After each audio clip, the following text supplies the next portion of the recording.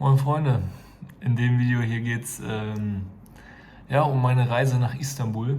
Was da alles passiert ist, schon wieder sehr wild. Eigentlich wollte ich das Video draußen aufnehmen, aber wie man sieht, ist nicht so geiles Wetter und es regnet eigentlich die ganze Zeit.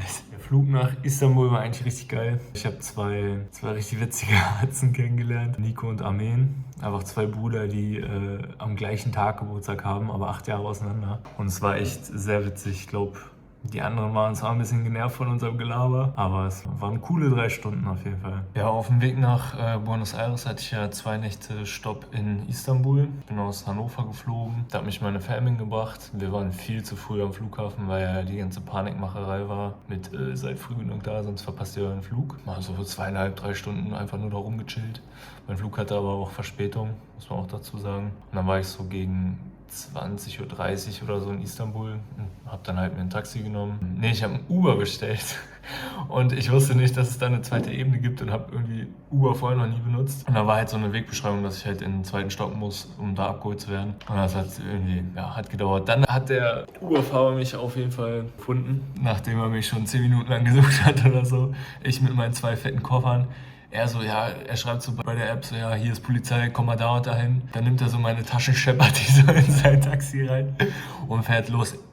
Der ist gefahren wie ein Geisteskranker, der ist durch die 30er-Zone mit 100 geballert. Das war, weiß ich jetzt nicht, war nicht so nice. Aber 150 Lira bezahlt oder so, ich glaube 17 Lira waren da 1 Euro, war in Ordnung. Und dann, ja, habe ich nur noch eingecheckt in mein Airbnb und hab gepennt. Nächsten Tag bin ich dann nach Istanbul und ich glaube, ich bin noch nie so unvorbereitet irgendwo hin. Ich habe kein Geld umgetauscht am Flughafen. Ich habe mir keine Istanbul-Card geholt. Ich dachte so, ich fahre einfach wieder, hole mir wieder ein Uber, fahre zum Flughafen und fahre mit diesen Shuttlebussen, die es da gibt, halt rein, weil ich vorher was gelesen hatte, dass das halt geht. Ich habe dann aber doch nochmal geguckt, als ich WLAN hatte. Dachte, okay, ich fahre einfach Bus. Und dachte so, ja, irgendwer wird mir schon Geld wechseln können oder da im Ort gibt es bestimmt eine Börse so. Börse. Wechselstube. Ich habe 5 Leute auf dem Weg zum Bus angesprochen. Kein einziger konnte Englisch, kein Wort. Ich bin da sehr optimistisch reingegangen. Und dann, ja, bin ich einfach im Bus rein, weil ich dachte, den muss ich jetzt nehmen, sonst warte ich wieder eine Stunde. Hab den genommen, hab da wen angesprochen, konnte kein Englisch. Dann habe ich irgendwann, dachte ich so, warte mal, das ist glaube ich nicht mal der Bus, wo ich rein musste. Ja, laber den so voll. Der labert mich auf Türkisch voll. Ich check nix. Bis dann irgendwann eine mal meinte, als ich gefragt habe, so, aber das hier ist der Bus nach Istanbul, ne? Und er hat es irgendwie nicht gereiht. Und dann meinte eine so auf Englisch, yes. Und dann dachte ich so, okay, an die muss ich mich jetzt ranhängen und Fragen stellen. Und dann meinte ich halt, ja, kann ich da auch mit Euro bezahlen, sonst ist das hier Quatsch gerade. Weil der Busfahrer hat immer so Scheine genommen, wieder weggegeben, Wechselgeld und so. Sie meinte, gib dem nicht dein Geld. Ich glaube, das wäre einfach zu viel Aufruhr gewesen und so.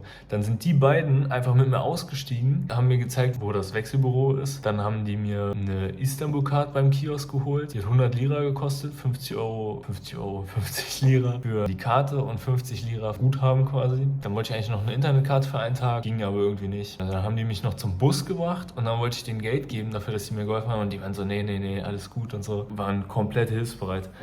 Und dort an der Bushalte haben die mir halt gesagt, hier nimm den nach im Menü, nimm den 336. Und ich hatte halt vorher aber irgendwas mit Aksaray gesagt. Und da war einer, der hatte das mitbekommen und der stand auch und hat auch auf den Bus gewartet. Der meinte dann so, als ein Bus kam, das war eigentlich nicht der, den ich nehmen wollte, meinte er so, komm hier mit, so, der fährt nach Aksaray, fahr einfach damit. Habe ich so meine Karte vorgehalten, habe mich da reingestellt. Ich schwör, der Bus war proppevoll. Da standen locker 50, 60 Leute standen einfach. Und dann sind wir ja 1,5 Stunden nach Istanbul in eine Stadt gefahren. Dann steige ich so aus und ich hatte kein Internet, kein WLAN. Ein MB hätte 99 Cent gekostet. War mir ein bisschen teuer. Dann habe ich überlegt, okay, gehe ich gleich einfach irgendwo ins Café, schau mir da WLAN, guck mir an, was ich mache und so. Ich hatte mir halt die Offline-Karte schon runtergeladen. Hatte dann überlegt, okay, ich latsche einfach hier rum oder guck mal, welche Metro fährt oder so. Dann ist der Typ auch ausgestiegen, halt Endstation. Und ich wollte ihn halt irgendwie nochmal fragen, ob er weiß, ob man hier eine Internetkarte kriegen kann. So für einen Tag einfach nur eine Prepaid-Karte oder so. Er konnte aber auch kein Englisch, so null. Und dann haben wir so die ganze Zeit über Google Übersetzer gelabert und dann kamen wir so ins Gespräch und dann irgendwann haben wir so ein bisschen gelabert. Meinte er so, hast du schon gefrühstückt? Und ich meinte so, nee. Und dann meinte er, ja, ich habe so ein bisschen was verstanden, weil ich wusste, was Börek ist. Und dann meinte er, okay, lass frühstücken gehen. Und dann hat er mir gezeigt, was er so gerne isst. Dann haben wir jeder einen Börek gegessen, einen Chai und ich hatte noch ein Wasser. Und dann haben wir uns über Google übersetzt die ganze Zeit über irgendwas unterhalten, was ich hier mache, wie lange ich hier bin, was er macht, Fußball, was sein Lieblingsclub ist, Besiktas. Und das war eigentlich recht witzig. Also es war total verrückt, weil wir uns nicht verstanden haben. Wir konnten nur gestikulieren und Google Übersetzer benutzen. Hat geklappt, war witzig. Er hatte eine total positive Ausstrahlung. Und dann hat er auch erzählt, dass er einen Salon hat er mir so Videos gezeigt. Und er meinte dann so, er hat so quasi was übersetzt. Und da stand irgendwas mit, wenn du in meinem Weizen wärst, würde ich dich modellieren. Und ich so, hä, was soll die Scheiße bedeuten? Er meinte dann so Model. Und ich habe halt nur Danke gesagt, da konnte ich dann ein paar Begriffe. Teşekkürler heißt Danke. Er hat mir halt ein paar Sachen dann beigebracht. Dann hat er mir das Frühstück ausgegeben und dann sind wir losgegangen. Er hat mir so ein bisschen was von der Stadt erzählt und so.